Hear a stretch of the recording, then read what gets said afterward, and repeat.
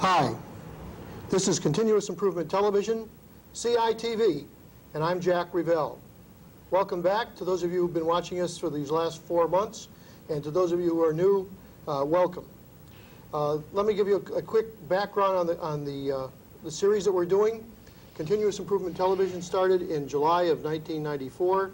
Our first guest was Mike Broussard, talking about the 7 management and planning tools to help us support our various continuous improvement activities within our organizations.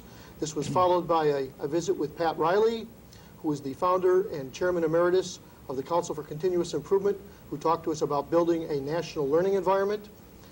2 months ago, from right here in this studio, we had Greg Watson talking about strategic and tactical benchmarking. This studio being, by the way, Northeastern University in Boston, Massachusetts. Last month, I was at the University of Massachusetts in Amherst talking to Dorian Shainin about statistical engineering. And now, the capstone of the series for 1994, my guest today is Dr. George Labovitz. George is so many things.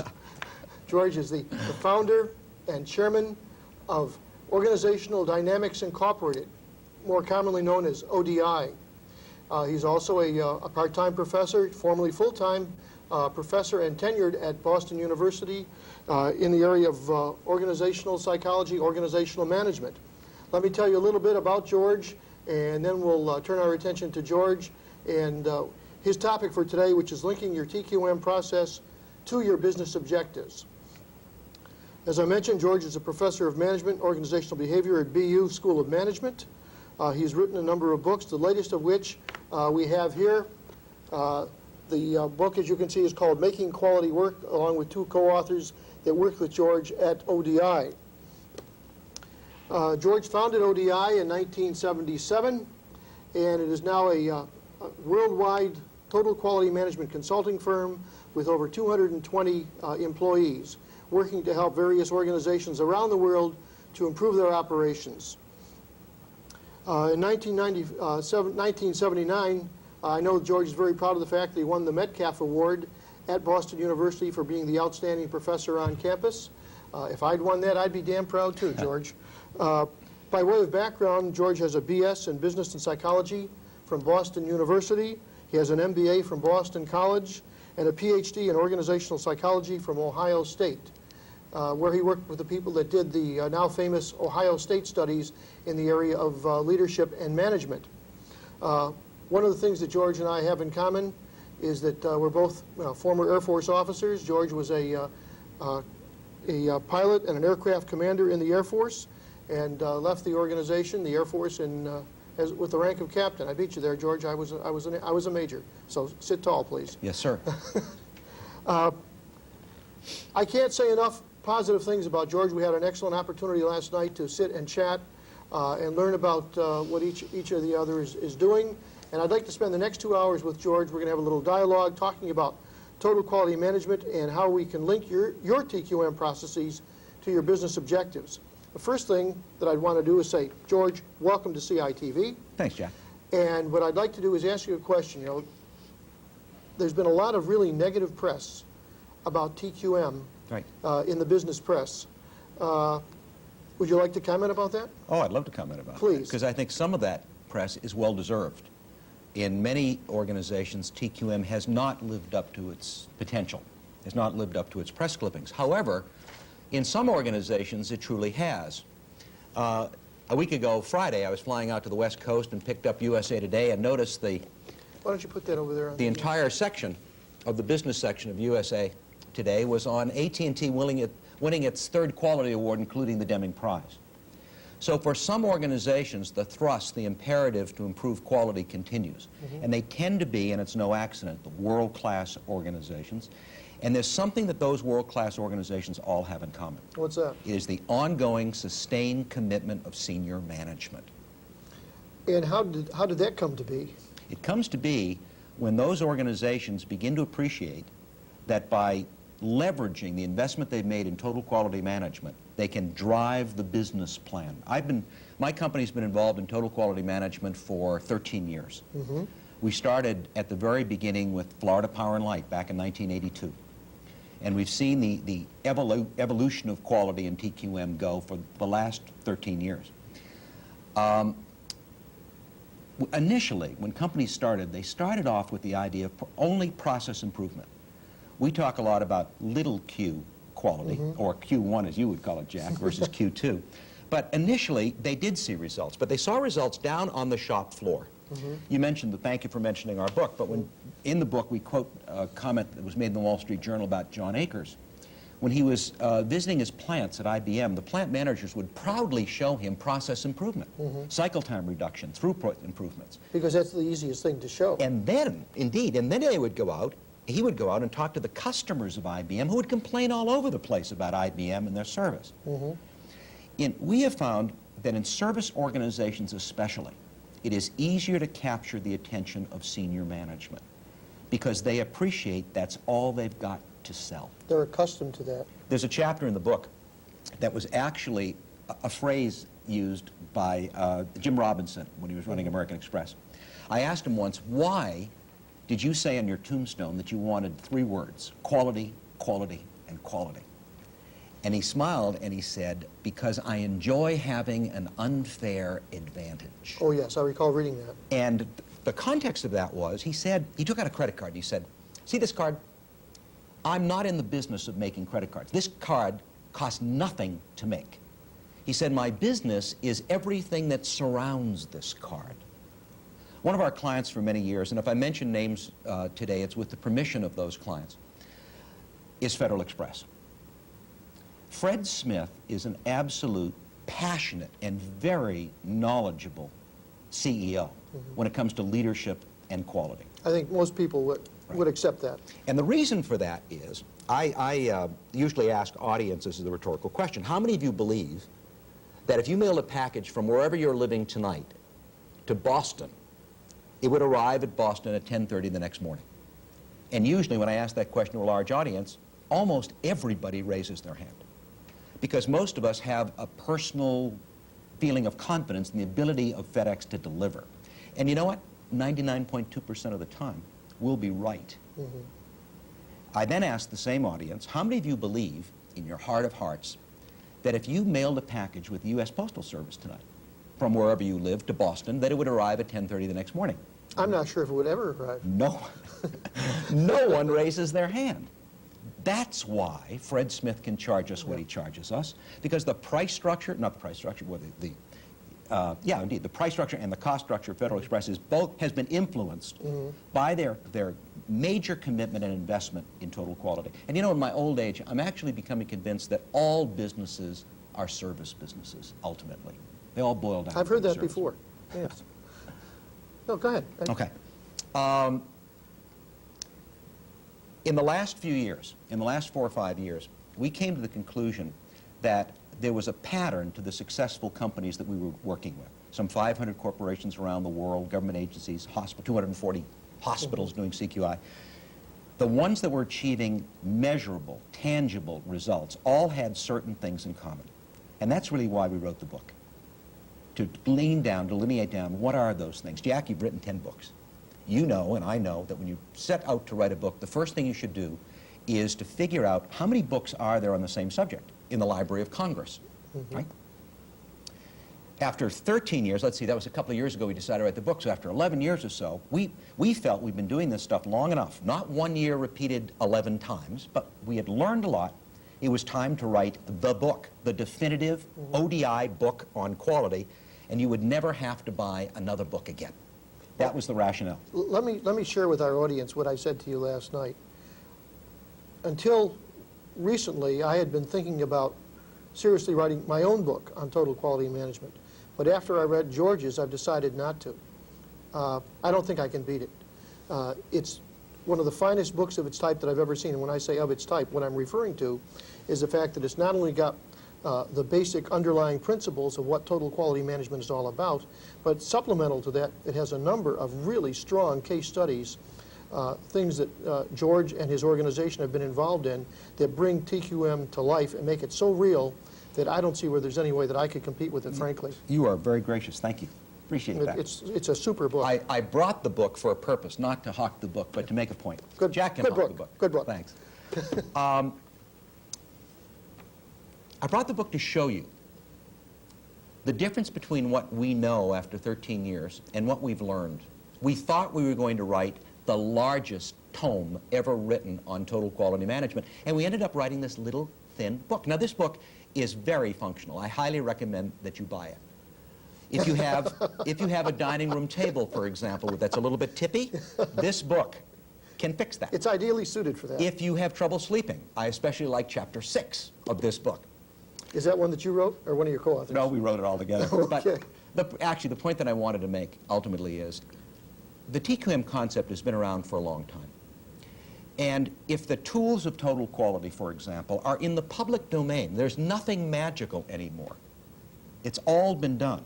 Why is it that some organizations are able to use those tools and concepts to truly transform themselves, and others have fizzles and fads and starts, and nothing happens? You know, that's a very good question. I hope you're prepared to answer that. The difference, the book is the answer. The answer is leadership. The answer is management. Somebody sent me an article a couple of years ago written by a psychiatrist. I'm a psychologist by trade, and this psychiatrist said, if you want to understand organizations, think of them as families. Well, that made a lot of sense to me. So he said, all organizations, like a family, have fathers, and the father personifies what the organization does. So in a hospital, the fathers are the doctors and the nurses. In a sales organization, the fathers are the salespeople. In the Air Force, the fathers, I would argue, Jack, are the pilots, by God. Yes, and you can see... And the bomb disposal officers. And the bomb disposal officers. That's Give us a weapon, give us a mission, give us an objective, and don't bother us with process. Yeah. Standard father-like talk. All organizations, he went on to suggest, like a family, have children. And the children, he said, are the employees. I'm Now, sure employees wouldn't like hearing I that. stopped when I read that, and I said, oh, no, no, no, no. There are 200-plus men and women who work with me. There are professionals and so on. He went on to say, like children, they need to be nurtured, trained, developed, which made some sense. He then went on to say further, like children, they throw tantrums occasionally. And I thought when I read that, yeah. So I bought into that as well. What he said that I really bought into was, he said, all organizations, like a family, need a mother. And he said, it's really the mother, when you think about it, usually that's worried about nurturing and developing. And it's usually the mother that's worried about pushing resources towards the old man, especially in those days where we had one provider instead of two, as is typical today. 30s and 40s, yeah. Well, right. And he said that role, that function of nurturing, moving resources around, is the role that management plays. Well, that made the most sense of all, because when we implement total quality management in organizations, the first thing out-house consultants do is we go in-house and we talk to the children in the organizations. And interesting enough, the children often describe management as mothers. In fact, what they say is, those mothers in management. I've heard that. And I'm always surprised that they have read the article too, because it's not such a great article. The purpose of today's session is to talk to you mothers, not about the tools of total quality management, but management. I like to use, if I may...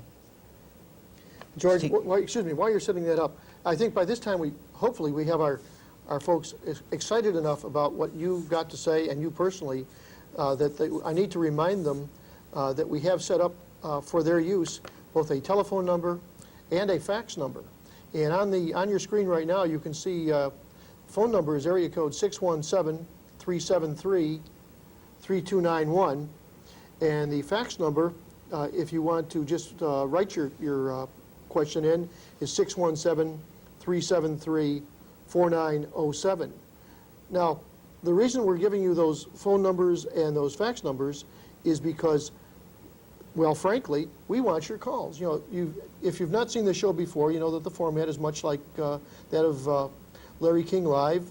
And if you'd like to call in, if you'd like to share with us your thoughts, get George's comments, introspective, you know, we've got right here a very bright, a brilliant man who understands organizations and leadership, a very expensive man. You've got him here for a couple of hours. Now, you know, I got good news and bad news. You know, the good news is he's here for you at no cost to you. You're sitting there listening. The bad news is you get what you pay for.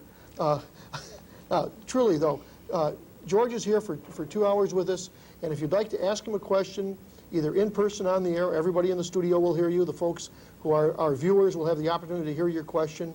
If you don't want to identify yourself, that's fine, too. We've had that happen in the past. Or if you prefer not to be heard on the air across the country, write up your question, your comment, fax it into us, and George and I will do the very best we can to respond to your concerns. That's one of the major objectives of this show, is to get you the opportunity to talk to people like George and some of my earlier guests and some of the guests that will follow George to get insight from the true leaders in the profession in continuous improvement and total quality management, so that you can acquire this knowledge that you need with little or no problem. So you've got the phone number, you've got the fax number. We'll bring it up again later, but I do urge you to consider calling or faxing in your questions. Excuse the interruption, Okay. George. Let's go back to your presentation. The main thrust is on management. That if you scratch the word quality from TQM, we're talking about total management.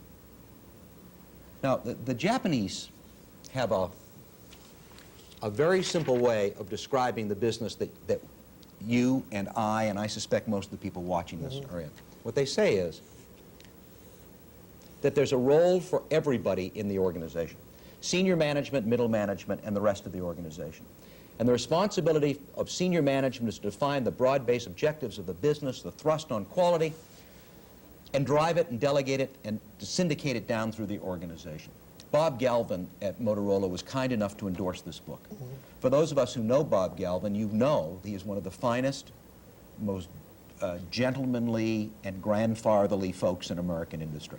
And yet it was Bob Galvin in 1978 that said to Motorola, "We will do this, or I, Bob Galvin, will kill you." Heard an interesting story about that. I was in Asia recently talking with a fellow who runs operations for Motorola in Asia. He said in 1978, Bob Galvin came out with a directive for 10 times improvement on any identifiable process. That's right, I And what he recall. said to the folks at Motorola was, it doesn't matter what you do at Motorola, pick a process, and I want to see it 10 times better, faster, cheaper in 5 years.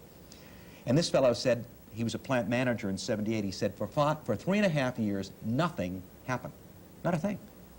And I said, why? He said, because we were all hoping that Galvin would die. Well, he didn't die, thank heaven. In a year and a half, they had a 10 times improvement across the board. And that's because the old man finally said, by gosh, we will do this. And then, as we all know, if you think of this, if this is as energy, the energy starts usually outside of the organization. Dr. Deming said organizations in distress are the best place to start. That's right.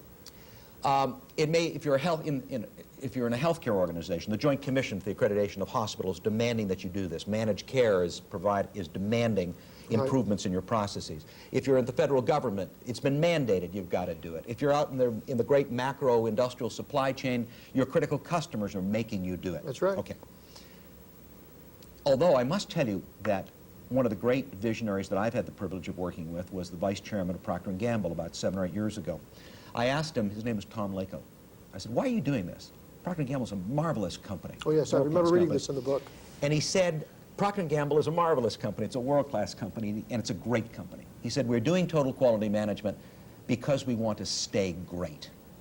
And I thought That's that a was classic line. a great answer. I underlined that, by the way, in the book. It's a terrific line, but it's rare. Yeah. Usually there's an imperative that comes from the outside. Now, if I may, let me get back to this for a minute. We know that if this energy, as it rolls down through an organization, hopefully catapulted down by management, senior management, but as it rolls down, like a fluoroscope, it identifies every critical process that leads to the customer. So in total quality, we know that the customer is the stake in the ground. The customer defines the metric, ultimately, in TQM. And lastly, to do this well, since we're talking about total management, we need the involvement and commitment of everyone in the organization. And what you end up with is an integrated organization, and that's what you're after. It isn't TQM that you're after. TQM is a means, I believe, to that end. And you see it you see it reinforced, what I've just said reinforced, in the literature, in the research, and in the kind of the public domain. For example, in 1969, two professors at the Harvard Business School wrote a book called Organization and Environment. It's now a Harvard classic. It was out of print for a while. I don't think the word quality is in the book. But what they said was organizations that are integrated perform better in the marketplace. Every doctoral student they've had since 1969, they're still there, has gone out to prove that thesis. What is integration? The extent to which, if you ask people, they can tell you what the goals, values, and objectives of the business are. And they can tell you how they have been allowed to influence those goals, values, and objectives. The methodology is in the back of the book. The higher the integration quotient, the better the performance of the business. Now that's a key point. The Strategic Planning Institute in Cambridge, Massachusetts, the famous PIMS studies, 1,200 companies that focus on quality and service outperform their nearest competitors by every financial measure.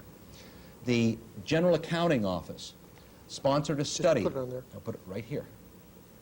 In 1991, of 22 Baldrige applying companies, not Baldrige winning companies, just applying companies. No, it was the site visit companies. 22 of the site, but okay. 20 of the 22 outperform their nearest competitors by every major financial measure. So once again, there's a theme here. There's something going on in those successful companies that demonstrate their ability to integrate the top all the way down to the bottom and across the organization as well. That was one of the consistent findings we found over the years. And when we sat down to write the book and looked at the companies that we work with, it became apparent that most companies go through stages. And we simply arbitrarily define those stages as an awakening stage, an active stage, a breakthrough stage, and a world-class stage. And we try to define the characteristics of companies in each of those stages. In the awakening stage, coincidentally, in 1978, Motorola happened to call that first stage the awakening stage. In an awakening stage, most companies are facing some new threat. In Motorola's case, they were facing Japanese competition for automobile radios. But typically, they usually are organizations that focus in on short-term objectives, that deal with traditional sources of data, and very often responding to crisis, and very often are staffed by frustrated and sometimes indifferent or scared employees. So they seek something to do, and TQM is the answer for many of them.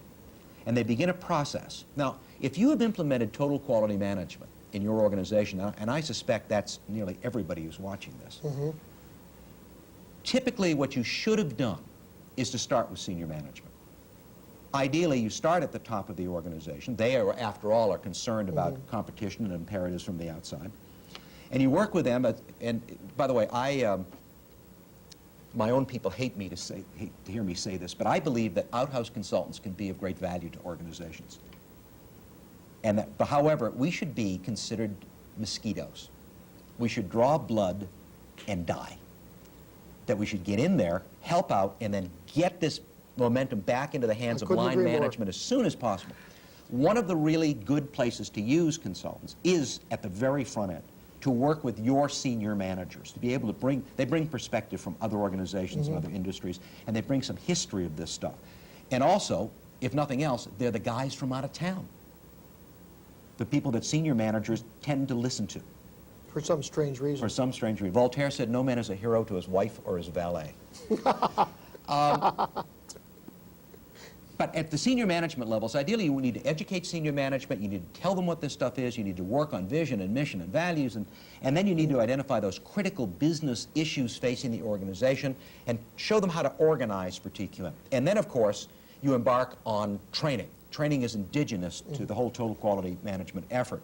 You know, before you get into this too far, George, I'd like to come back to my original question, was about commenting about the business press saying TQM is a fad. Right. Would you comment on that specific point? I will. Let me just finish the thought that I made, because it cycles right back to this point. Okay. That to move from the awakening stage to the active stage, there's usually an outhouse consultant, there's usually senior management, there's usually quality talk, and now quality training. And the training usually is composed of two kinds of elements. I often use the analogy of whole brain theory, left brain and right brain. You know that the left hemisphere of the brain, according to Ned Herman, is more analytical, and the right hemisphere of the brain is more attitudinal and emotional. We take study missions to Japan and visit Deming Prize-winning companies once or twice a year. We as ODI and your clients? ODI. And my co-author, Charlie Chang, Yusang Chang, is a colleague of mine at Boston University as well as at ODI. And at Boston University, he has run the operations management, the left brain part of TQM, and I'm a professor of organizational behavior, the right brain part. On one of those visits, a company president said to us that IBM had just been there the week before. And he said, at IBM, he was told, this quality stuff is 70% attitude, right brain, and 30% left brain. 30% measures, metrics, analysis, and so on. He shook his head and he said, in Japan, it's 90% attitude. Whether it's 70 or 90 or 50 or 50, the point is there are two kinds of elements that you need to inculcate in your organizations that you want everybody to know. And one of those things relates to the right brain part. What is this stuff? Why are we doing it? What's important here? And you want people to know that when the old man said, the old woman says quality, by gosh, he or she is talking about total involvement of everybody in the organization, an absolute focus on the customers, the use of measurement to establish baseline data so we can dedicate ourselves to continuous and ongoing improvement. And you want to make sure that there's systematic support. We call that the pillars of quality. And that's training. It's cognitive. You want people to know that stuff. And there are some tools in there as well. Flow charting, establishing valid requirements between internal customers and suppliers, and so on. And then you need left brain stuff, the tools of process improvement and problem solving. Yeah. Yes, absolutely. We use an acronym called FADE. It's right out of Plan, Do, Check, Act. I know. Our concept stands for Focus, Analyze, Develop, and Execute. But it's still data gathering, Pareto analysis, fishbone diagramming, run charts, trend charts, SPC, when appropriate. And so all of that is part of the left brain aspect of TQM. Now, typically what happens is most companies move from the awakening stage to the active stage, and they call that, what I've just described, TQM. They now have a whole bunch of teams that they've set up. They might have a quality coordinator or a quality boss, a quality czar.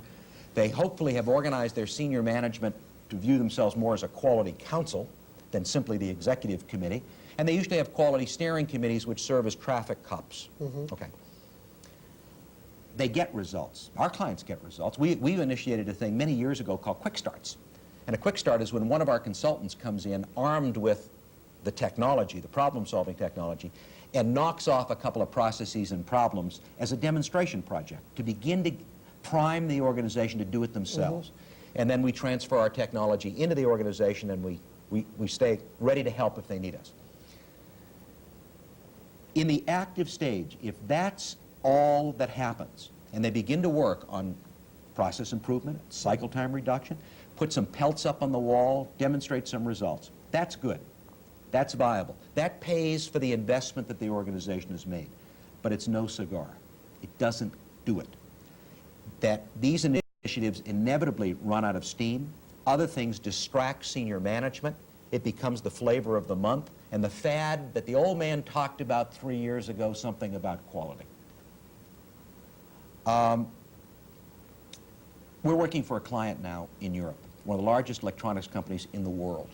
I went to their headquarters a year and a half ago.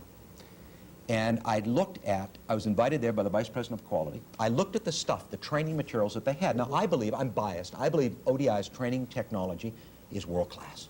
Our stuff sings. We started as a training company before we got into quality. I looked at their stuff. It looked as good as our stuff. It was very slick. Of course, it was in Dutch, so I'm not sure how good it was, but it sure looked good. And I said to the head of quality, why did you ask me to come here? You got all this beautiful training material. They had teams up and running. He said, we've been doing this stuff since 1986. I said, then why am I here? He said, because nothing happened. Nothing that the chairman could point to and get excited about and lead.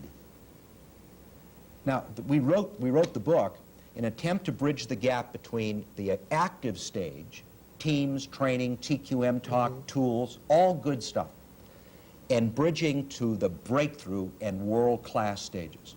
When companies could begin to see results measured along metrics that senior management understands in a kind of keep it simple, stupid kind of way. Now, and to me, those standards are pervasive and they're everywhere. I still teach at Boston University, and I teach doctoral students and master's students and undergraduate students. That pretty well covers the spectrum. Sure does. You know, as a professor, and I know, the easiest people to teach are doctoral candidates. Doctoral candidates will do anything you tell them to do. I often think of my doctoral students as golden retrievers.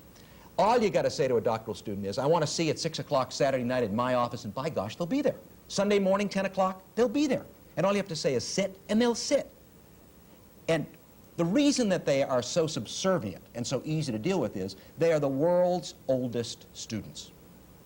And they will do anything to stop being the world's oldest students. The next level of difficulty, increasing difficulty, are MBAs. Now, MBAs are tougher because they come into the faculty's office and they say, what's the answer to that case right there? What's the ROI calculation right here? But I remind you, those of you with MBAs, the professors wouldn't give you the case if they didn't already know the answer. Finally, the most difficult people to teach management to are undergraduate students. And in the fall semester, I look out at 300 undergraduate students, kids in sneakers. How many of you, I wonder, have an 18, 19, or 20-year-old kid at home? Knowing what you know about management, about getting the wash out. I can't see into that camera, but I suspect looking out of that camera is a lot of gray hair and a lot of no hair. We've been out kicking butts and taking names for a long time. How would you take what you have learned and teach it to my 21-year-old daughter or your 19-year-old son, some kid at Nike's in the 4th row of a lecture hall? That is my greatest challenge. So here are where the metrics come in that senior management can respond to. You're still going to come back to this fad thing, aren't you? I am. Okay. I am. That the got me off track. Send our kids out to where management is well done. Forget whether or not in those companies managers have MBAs, have courses in quality, have doing TQM. How do you know a business is well run? And that's where we'll send our kids. And that's the rhetorical question I ask audiences all the time. After they think about it, the first thing most people say is, well, it's got to be profitable. So there are financial metrics. There's a metric there, a financial metric. Okay, that means that the shareholders are happy, the CFO is happy, and the CEO is certainly happy. Well, who else is happy with a well-run organization, I ask? And inevitably, people will say, well, the customers are happy. Now, we know that there's a direct relationship between customer and bottom line. Customers are expensive. Customer retention is a critical issue for most organizations. I tell the people who work with me that our clients are like expensive china. You never want to drop one, ever. And that's true of just about every business. I can't think of one that doesn't fit. And then lastly, I ask rhetorically, if the CFO's happy and the customer's happy, who else is happy? And everybody says the employees are happy. And that too ties to the bottom line of the business. Even in the age of downsizing, we have tremendous investments in our human assets. Those are the three core elements. Those are the things, those are the measures. And it's measures against those metrics that we recommend our clients see, that you are making an investment. You've moved from the active stage, where you're seeing process improvement, maybe cycle time reduction, to a broader impact on employee satisfaction and customer satisfaction and shareholder value and/or profitability. Now, that's hard to do. When I was in the Air Force, there used to be an aircraft that you'll remember well, Jack, called the F-105, fighter bomber. The manufacturer said this fighter bomber was one heck of an airplane. It could fly fast, it could fly far, it could carry a heavy bomb load. The pilot said that's true. But However, it couldn't do all three things at the same time. And a lot of businesses are like that. They can do one or two or three, but it's hard to hit all three things at the same time. As I mentioned earlier, TQM becomes a fad in those companies that are unable to move from an active stage to a breakthrough stage, that can actually demonstrate that they have seen this result. Let me draw a little sketch here. you better do it over there. I'm going to do it right here and put it on there. Okay. This is what most companies should see. that as quality goes up, costs go down. Now, you and I have known that for years, and I suspect most of the people watching this have seen that. Fred Smith at Federal Express told me, loves to use the expression that if you focus your process improvement on those processes that lead to the customer, drive variation out of those processes, you are also driving the costs out of your business at the same time. And the wonderful thing about TQM, of course, has been it permits us to avoid the trade-off trap. The first chapter in this book is the traditional view that, oh, if you want quality, it's going to cost us too much, we can't afford it. Most of us who've been at this a while know that it's self-funding. That's right. That the ideal thing is it pays for itself big time. We're working with a chemical company in Poland right now that has a 40-to-1 return on their quality investment. Now, but nevertheless, even in those organizations that cycle through the process improvement and demonstrate results and show the old man or woman that they've saved money, it slows down and peters out. That's right. Now, so again, to move to the next stage, to link it to business objectives, to me, is critical. That's what captures the attention of senior management. And we've been at this long enough to say definitively, after 13 years, the critical success factor is the ongoing, sustained commitment of senior management. You got to do it. But we have a problem. Those of us who are in the quality business have a problem. If we are simply talking about process improvement, we can't expect to keep the ongoing, sustained commitment of senior management. I run a little business, a couple hundred people business. And I don't know about your experience, Jack, but I can tell you with the clients that I work with, and I tend to work with senior management in big businesses, they got people they're paying to do process improvement. They don't view that as their job at all. In fact, I feel that way in my business. If I went down to try to help in the process improvement efforts at ODI, I just screw it up because the people downstream know more about those processes than I do. That's right. Most of the time. In a business of 1,000 people, typically you got 100 or so who are managers and supervisors. Of the 100 who are managers and supervisors, you usually got 10 who call themselves the executive committee who run the place. And of the 10, there's usually one, maybe two, who lie awake in the night worrying about the business. The goal to move from the active stage to the breakthrough stage into the world-class stage, the goal is to figure out a way, and that's what we're going to talk about today, for the one or two to sleep soundly, but the other 8, and the other 90, and the other 900 to lie awake in the night worrying about the business. And then you capture the attention of senior management. And again, it's been easier in service businesses.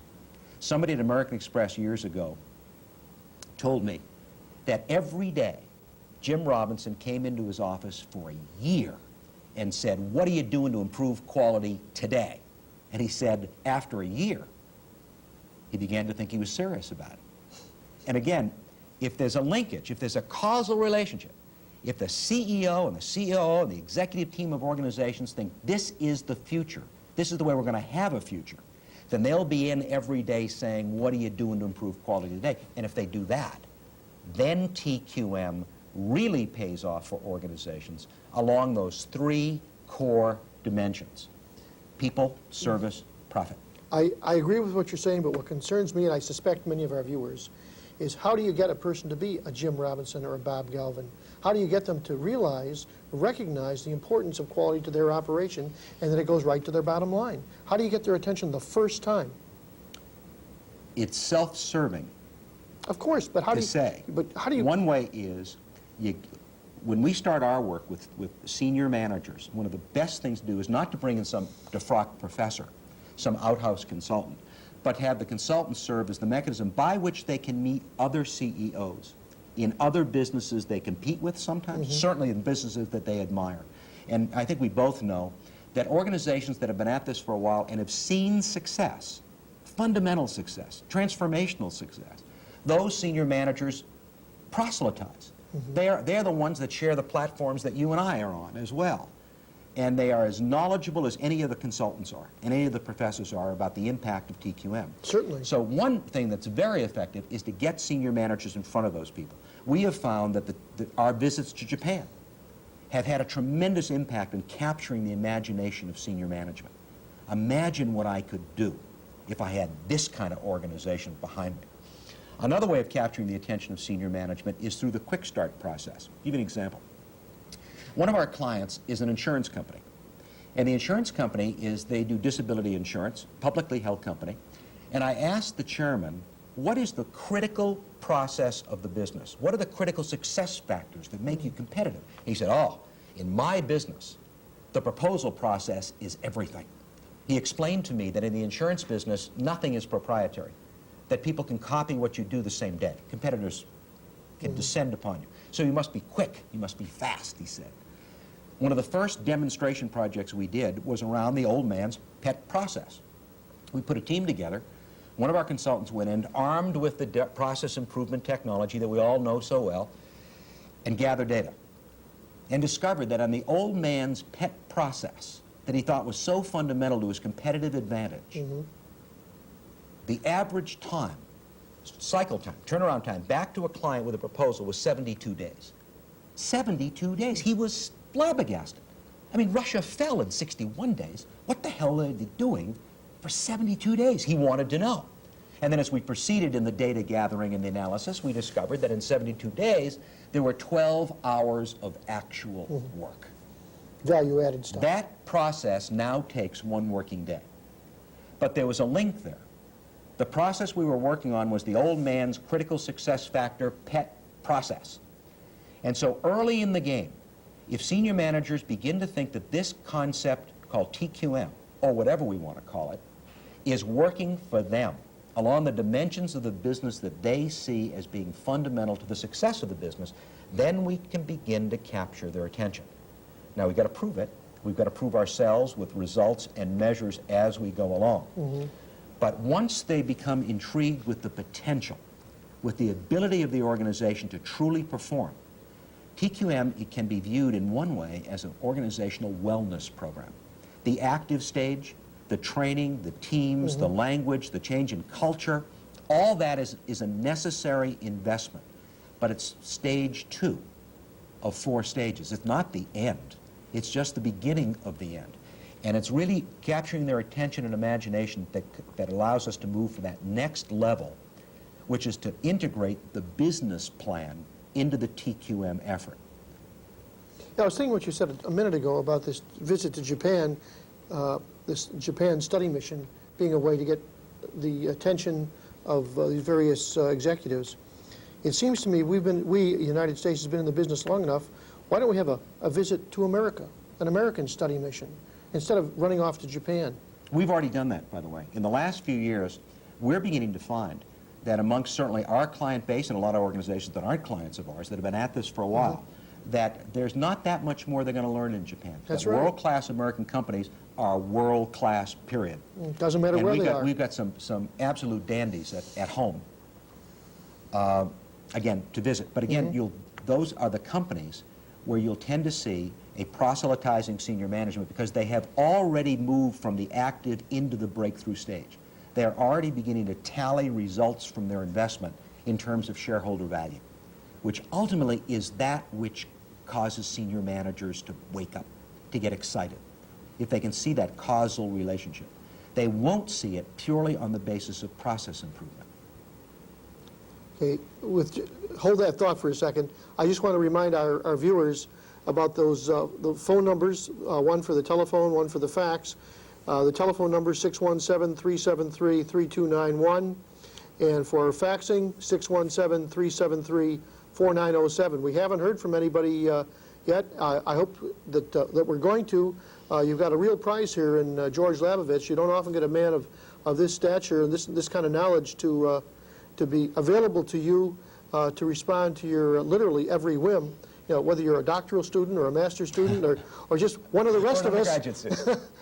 Doesn't matter. You know, doesn't matter if you don't have a degree. If you're out there and you care about making your company a more viable enterprise, if you care about, if you're one of those few people in your organization that stay awake at night worrying about the organization, this is the day you ought to be calling. Make sure that we don't walk away from here today and you say, gee, I wish I'd asked him about, Danny Thomas used to say years ago on the Fanny Brooks show, I wish I'd said. call us, because we're here for that. Now, having taken care of that note, Okay. let's come back.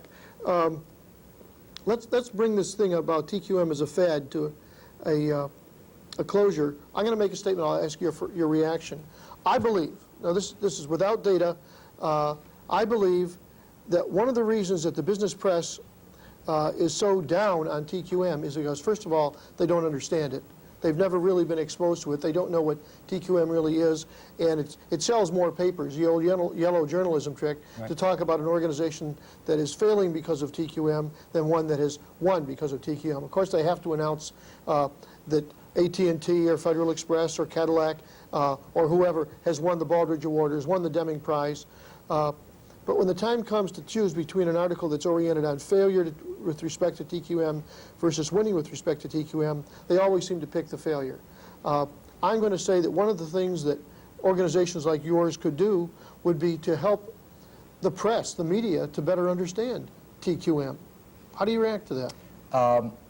We do, we try, but frankly, I have experienced, as I believe you have, the fact that a lot of business writers want to make a case, and therefore I'm often called and interviewed extensively, sometimes for an hour or more on the phone, asking my opinion about whether or not the Baldrige Award is a bust or whether or not TQM is a bust. And of course I argue just the opposite. That's never printed. It's never part, it doesn't make the case that the writer wants to make. And You're not voting for the right party. And yeah. so I think most of us who have ever had anything to do with the press probably have the same chronic complaint that it's a phenomenon with the press. But I think, but again, the better spokesmen are the successful CEOs. The better spokesmen are those that are showing business performance. And you know, Voltaire said the world needs skeptics, not cynics. Unfortunately, much of the press thinks that their job is to be a cynic. I would agree. Where they have every right and should be skeptical. And if TQM is worth anything at all, we ought to be able to demonstrate that. Right. Along those, again, I would argue those three core dimensions. Now, should we talk about how you do that? I think that'd be very Let's do appropriate. We're coming to the close of our first hour. We've got just over 5 minutes left before we take our break, and we'll be gone for about 10 minutes, from 5 minutes to the hour to 5 minutes after the hour. But let's begin our discussion on that. If I may, let's begin then, and this is part of the handout that I believe everyone has, with what we call, or at least at ODI, we call our diamond model. That's the second slide in their series. It's slide number 2 in your handout. I'm about to write another book on this topic, with this frame. And what we have found, lessons we have learned, is that the real payoff, we'll start at the most macro level, 100,000 feet now, that in order to widen the lens, that you must include in your understanding of TQM and organizational effectiveness, this is really a change model that we're looking at, that TQM, core process improvement and redesign, is a competence that organizations must have to manage change and to be effective competitively. You've got to be able to do that. That's TQM. That's the world you and I live in. You must be able to understand your core processes and either continuously improve them or re-engineer them. You must be able to identify a core business strategy for your business and rapidly, and the code word or operative word is rapid. I was speaking to 200 CEOs at a conference that one of our clients was holding, and I asked them the following rhetorical question. How many of you believe that a business with a B- strategy and an A+ implementation will prevail over a competitor with an A+ strategy and a B- implementation? 200 hands went up. Now, I don't think there's any empirical data to support what I just said and what they voted on. But anybody who's ever run a business knows that. First of all, you know that there's no such thing as a perfect strategy. And by the time you figure it out, it's too late because times have changed. Right. But what matters is rapid execution and deployment. That's what really matters. You've got to be able to do that. You've got to be able to have absolute, total dedication and understanding of your customer base. You need to understand the requirements of your customers before they are able to articulate those requirements. Now, that's a key point. That requires an absolute focus on the customer. The genesis of that, in my thinking, came from I'm going to draw a little diagram here, came from my client at Procter & Gamble that I mentioned earlier, Tom Lako. In our work with the senior management at Procter & Gamble, we were developing a program of quality awareness and training for 66,000 people at P&G. We started with senior management. They sat through it for 3 days. In fact, they sat through it longer because they didn't like parts of it, and we changed it. One of the parts that we changed was this. I said very generally that as you drive for business objectives, you must balance supplier capability with customer requirements. We called this the alignment model, and I said the challenge is to stay aligned continually as you drive to achieve business results. On day 2, Tom Lako came into our session and he said, Procter & Gamble doesn't do that. We don't stay aligned. We didn't get to be the company where we are because we passively waited for our customer requirements to change and then we changed accordingly. He said, quite the contrary. He said, we focus so much on the customer, understanding the customer, gathering data on the customer and feedback from the customer, that we constantly try to anticipate customer requirements before they articulate them. And he called this the leadership gap. And he said, we try to keep that bow wave out there all the time. He said, strategically, you never want to get into the position of having your customer requirements outperform your ability to meet them. He called this the rework gap. For those of us who fly airplanes, this is getting behind the power curve. This is a place where you simply can't recover. That's the area you stall in, isn't it? Absolutely. Now, so we get back to this, if we may, back to this diagram. That's the kind of focus and commitment that we're talking about, an absolute dedication to your customer base, an understanding of your customer base. And lastly, you need to understand how to train and organize in order to maximize your human resources. These are, I think, 4 core competencies you've got to have. Now, information technology helps link these together. But what the nexus that holds it together is a concept that we are now calling the new leadership, a new concept of leadership behavior that we have just introduced that's predicated on some of the advancements with the new science. Evolutions in biology and physics and so on have parallels to the world of organizational behavior. Absolutely. And that the new leadership behaviors that we talk about, and perhaps we can get into this later, Jack, are the kinds of leadership, especially at the senior management levels, but also syndicated throughout the organization, that focus on organizational alignment, that focus on integration and commitment, that understand that ultimately the role of management, especially at the senior levels, is to be a cultural architect. Oh, I like that. To know your culture in such a way that you can identify those elements that foster the directions the organization must go to survive and thrive, and those elements of the culture that are getting in the way, that are preventing that from happening. Now, the nice thing about TQM, for those of you who have made the investment in stage 1 and stage 2, who have the training, who have the language, is that what you have already implemented is a process of ongoing, continuous change. Ed Schein at MIT says change is any alteration in the work environment. And those of us who are in the business of continuous improvement are in the business of continuously altering the environment of the businesses and hospitals and government agencies that we work in. On that note, I see that we've only got about 30 seconds left. So I'll remind you that we'll be here in the studio during the 10-minute break. And if you'd like to call in or fax in those numbers, I would encourage you to do so. You've got the numbers. We'll be back in just a few minutes, 10 minutes, and we'll continue talking to George Labovitz, the chairman of and founder of Organizational Dynamics Incorporated, about linking TQM business to your business processes. And Jack, if I may interrupt, and it's during the second half that we'll get down to strafing level. Strafing level, oh. Really get at this I'll stuff. make sure I got my protector on. Okay, we'll see you all in about 10 minutes, folks.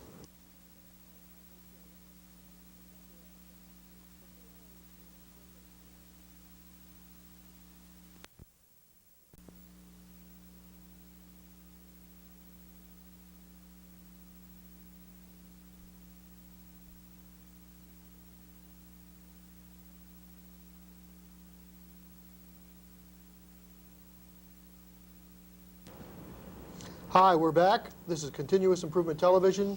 I'm Jack ReVelle, and today my guest is Dr. George Labovitz, the chairman of Organizational Dynamics Incorporated. During our break, we were pleased to see that we've got a fax in from a gentleman named Mark in Tucson, Arizona, I presume. And we're going to use Mark's question, incorporate that question into George's presentation in just a couple of minutes. I just want to let Mark know that we did receive his fax, and we're going to be making good use of it here in just a couple of minutes. Before we get back to George's presentation and discussion with us on linking TQM into your business processes, I wanted to take a second to show the viewing audience my latest effort, and if I could get the folks here in the studio to focus on that book. You see the Executive's Handbook on Quality Function Deployment, Defining Management's Roles and Responsibilities, written by Jack Moran and myself, just came out about 2 months ago, published by Mark Kahn, a New Hampshire-based publishing firm. And if you would, George, just let the folks see where they can get a hold of it. If you folks in the studio here can slice in just a little bit more. George, if you kind of bring that over a little bit so we can get the numbers. Phone numbers and fax numbers. Selling for just under $30 is the book, The Executive's Handbook on Quality Function Deployment. We believe it's a very appropriate to show it on today's show because we are talking about the importance of management as a part of total quality, and certainly this book is a part of helping management to fulfill their responsibilities. And George, if you'd be nice enough to show this next item. Coming up in June of next year, the first annual expanded 7th Symposium on Quality Function Deployment and Robust Design. The folks at the American Supplier Institute have decided to merge the QFD Symposium and the Taguchi Symposium that they've been conducting each year, and instead there's going to be an expanded 7th Symposium on QFD and Robust Design. And as you can see on there, if you want to get information, you contact either Steve Angvari or Jody Caldwell at 313-271-4200 or using their 800 number, 462-4500. I guess I've got kind of a reason for showing you this. I, along with Steve Angvari, will be the co-chair of this particular event, and I would urge you to consider responding to this call for papers, and we would certainly be interested in having you participate in this particular event. Of course, Dr. Taguchi will be there along with other luminaries in the field of quality function deployment and design of experiments. And with that, George, if you'll forgive the commercial, we'll get back to the point at hand. And I believe you wanted to continue your discussion relative to the PDR cycle. Yes, and I'd like to start off with a simple diagram. That's so I can understand it. Well, actually, I want to tell a quick story to, again, provide the frame for this. After Federal Express won the Baldrige Award, the day they won the award, President Bush gave Fred Smith the Baldrige Award, and the head chief examiner for the Baldrige team took Jim Barksdale, the COO of Federal Express at the time, aside and told him this story. He said that the examiner said that he lives in Seattle, Washington, and he was going down to begin his work at Federal Express. Now, picture a map of the United States. And in the map of the United States, Seattle, Washington is here, Memphis, Tennessee is here. There must be 3,000 miles in between, and 97,000 Federal Express employees spread all over it. That's the scenario. He decided to mail a Federal Express package in a little booth in Seattle. A young woman was there in her Federal Express uniform, and just on impulse, the chief examiner decided to do a test. And he said to her, "I understand your company is applying for something in quality." She said, "The Baldrige Award." He said, yeah, the Baldrige Award. He said, "What is that?" She said, "That's the most prestigious prize for quality in the United States." And then she added parenthetically, "And I think we got a good chance of winning it this year," she said. He said, "You ever been involved in this quality stuff?" She said, "Yes, sir. I'm a member of a quality action team." He said, "You ever see any results?" She said, "Yes, sir." And I mentioned earlier, ODI's Plan, Do, Check, Act version is called FADE. Right.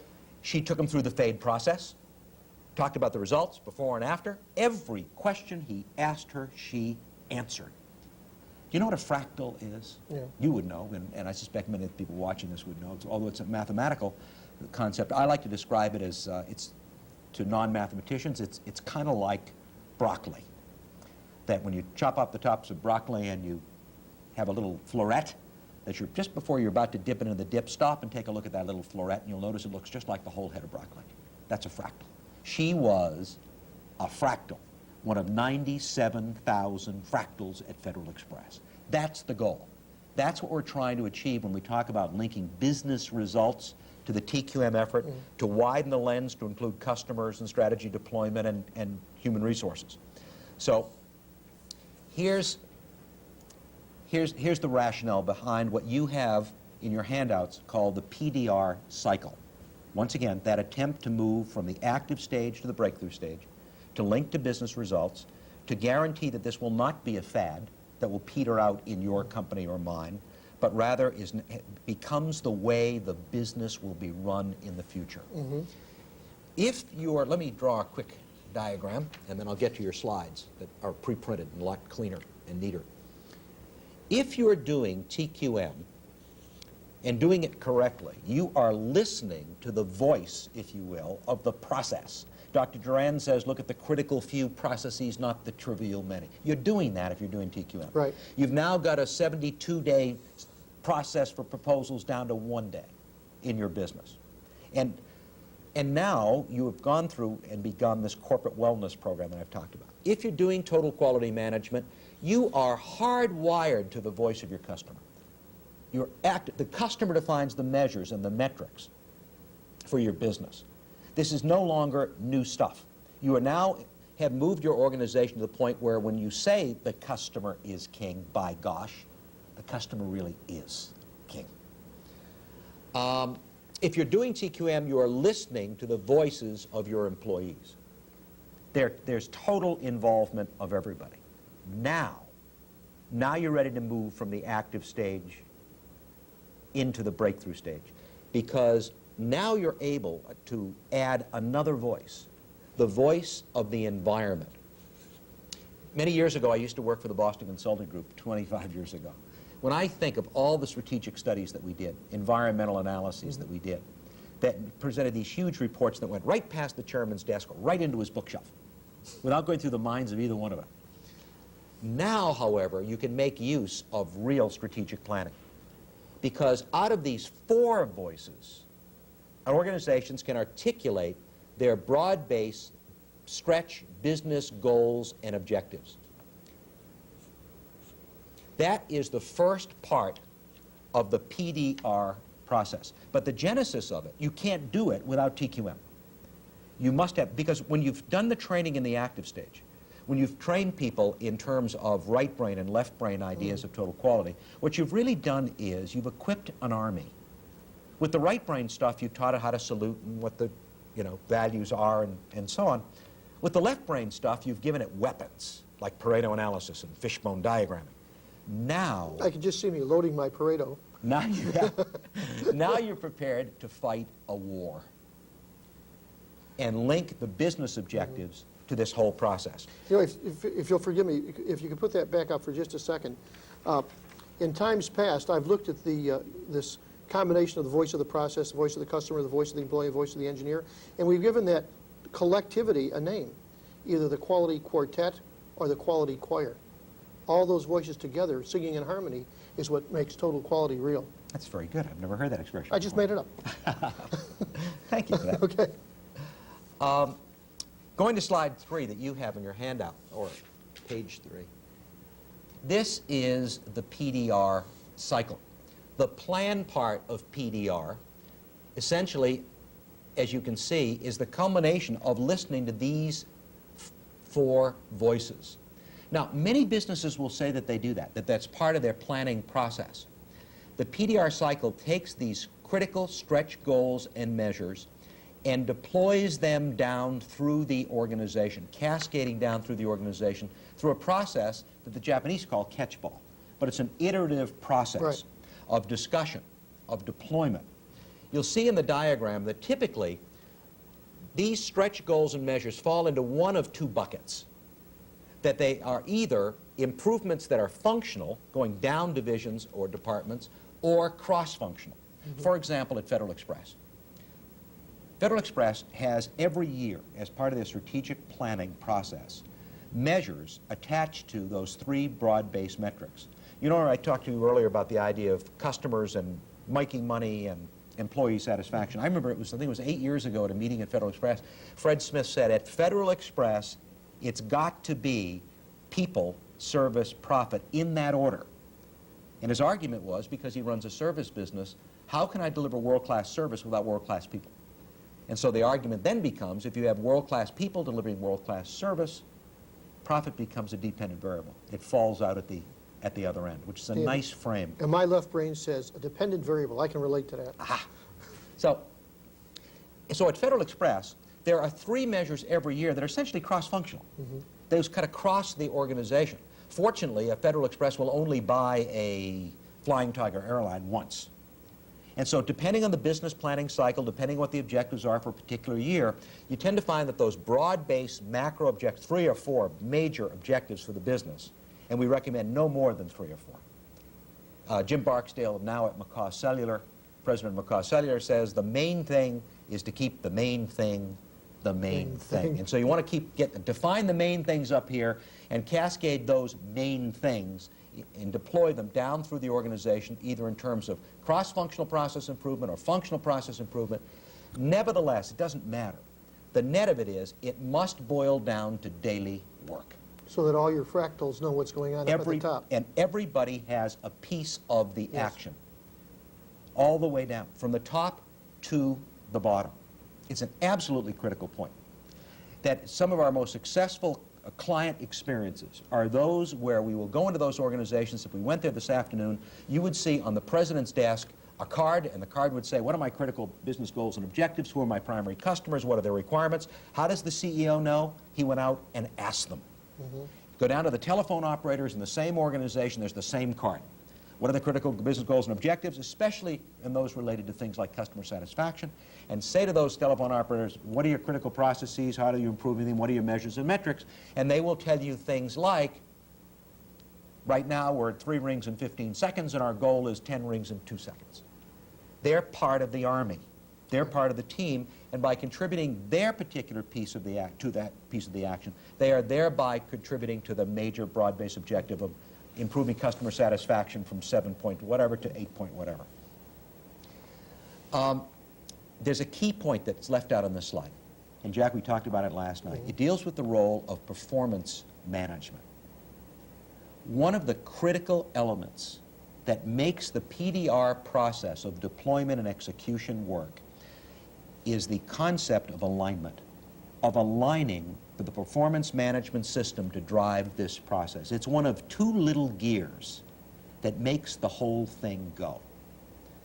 Now, if I may, I'd like to talk about Dr. Deming's view of this. Hey, if you'll pull that off of there, they'll focus in on us. There Okay. you go.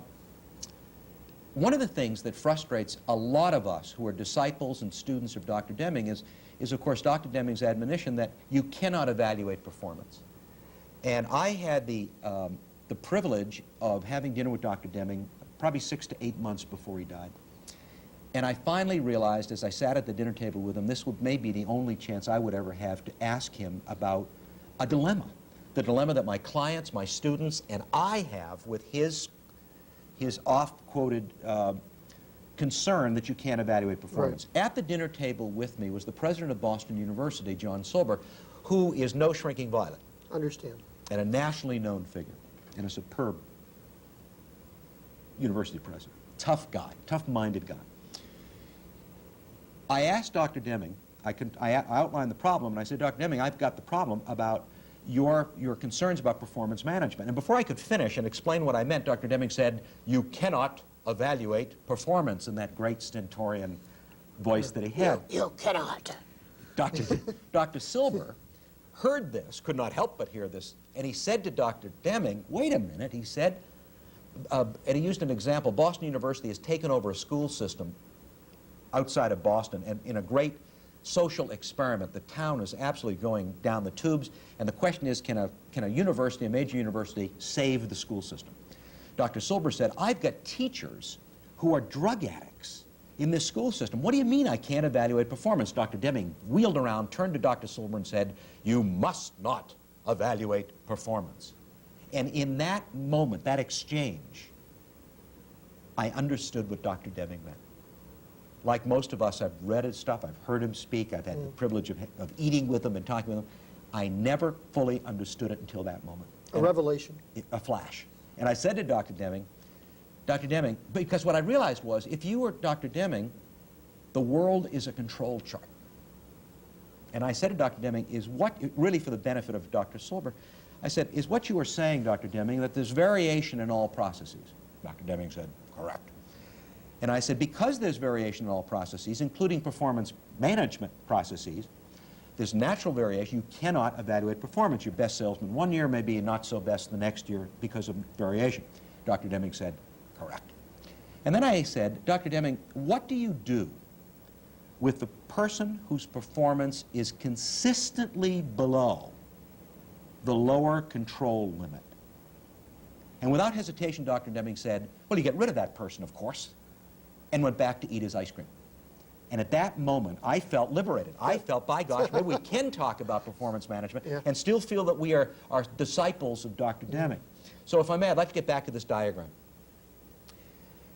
To me, that's the little gear, one of the two gears that I mentioned that drives this. Vice President of Human Resources at Xerox told me in a podium we both shared a while back that if Xerox had it to do all over again, they would have started with the performance management process. At Federal Express, a significant part of the variable income of managers is tied to three bogeys, three measures every year. And what are they? Surprise, surprise. People, service, profit. And they must hit all three goals or they get none of their variable income. At Xerox, they talk about being obsessed with customer satisfaction. That's right. Why is that? Because the variable income of managers is tied to two numbers: customer satisfaction in the aggregate and profitability. That's why they're obsessed. That's why they're focused at Federal Express, because there's alignment with the performance management system to drive this forward. Once this process begins, the second little gear that makes this go is the process of site reviews, skip-level reviews. We're talking about violating every rule we ever learned in business school. One person, one boss kind of rule, chain of command. Right.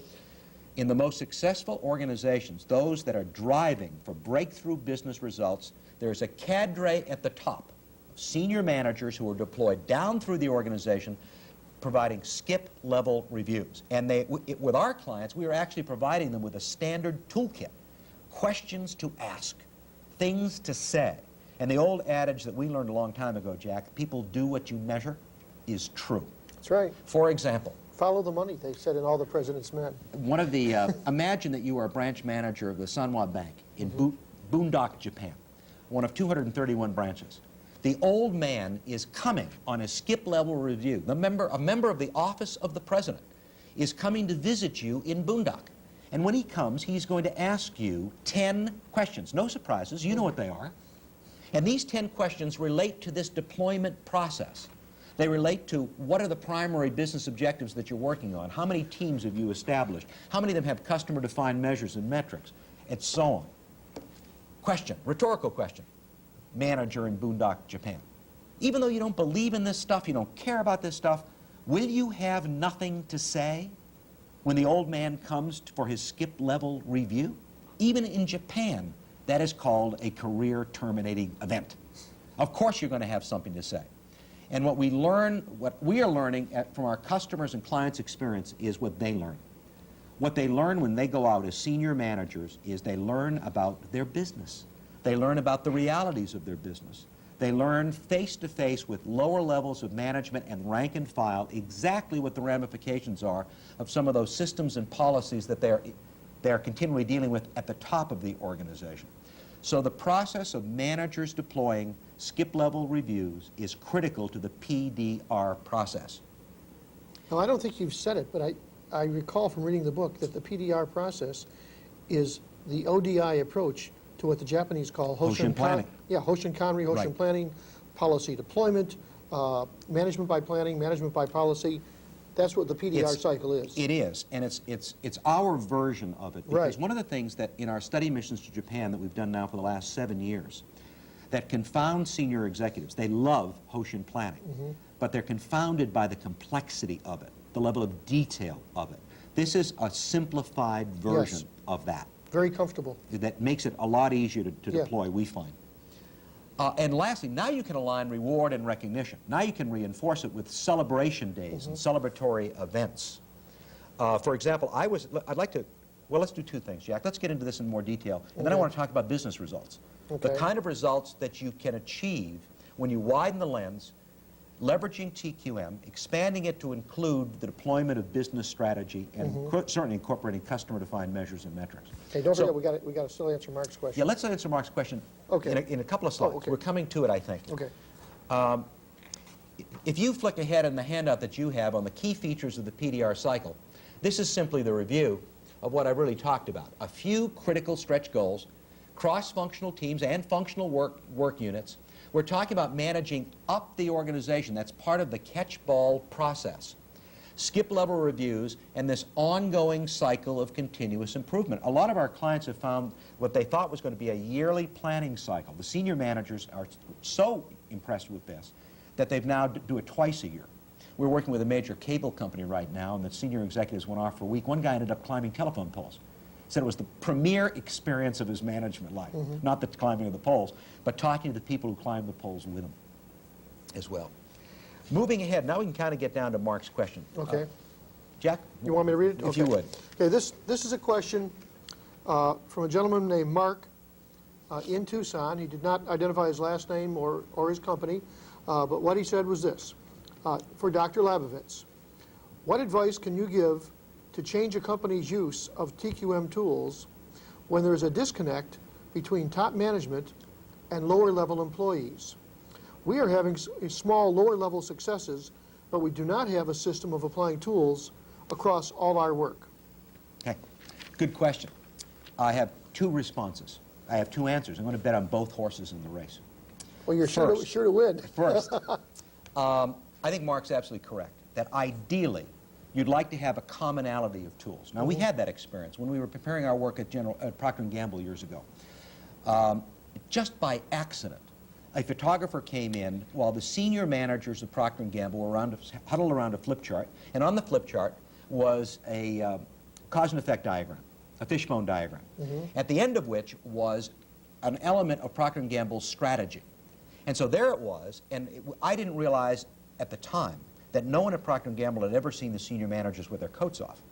And the fact that they happened to be using a tool that became part of the company-wide training was a wonderful way of fostering integration, that commonality of tools.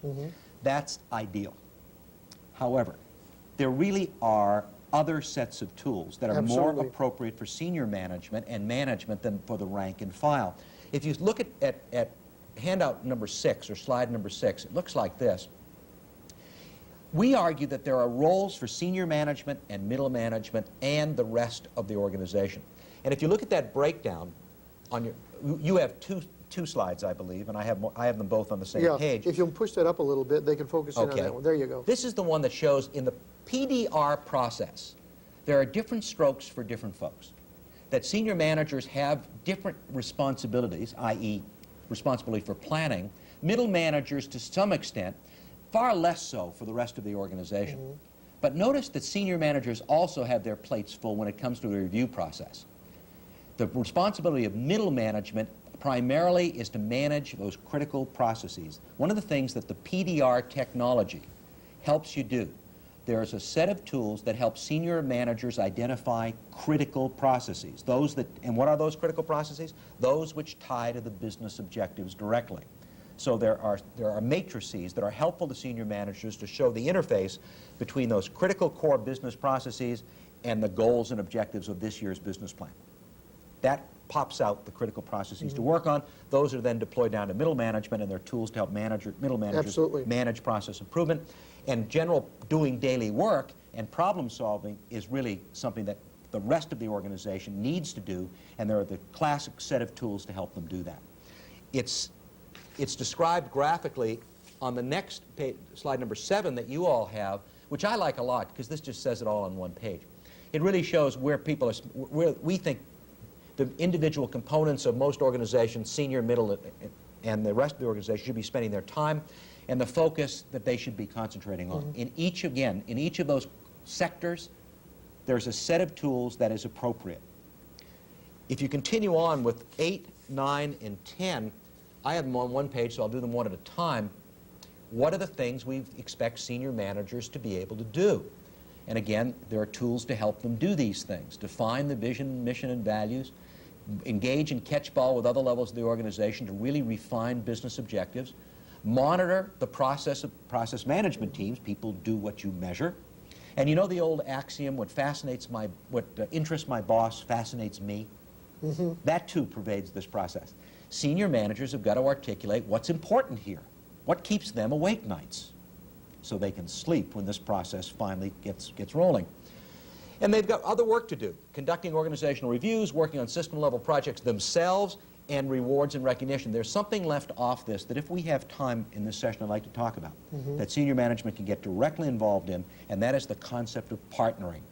That is taking the concept, internal concept of customers and suppliers, and leading negotiations and work with other companies at the senior management levels. We call that concept partnering. And if I have time, I'll explain to you experience we had with Walmart and Procter & Gamble, Federal Express and Grumman. That's a great story. That is a great story. And there's tremendous payoff when senior management packs a bag and goes out and establishes valid requirements with critical customers, exactly the same way we're expecting middle management and the others to establish valid requirements internally, between internal customers and suppliers. In fact, George, that story about Walmart and Procter & Gamble is so good, so worthwhile.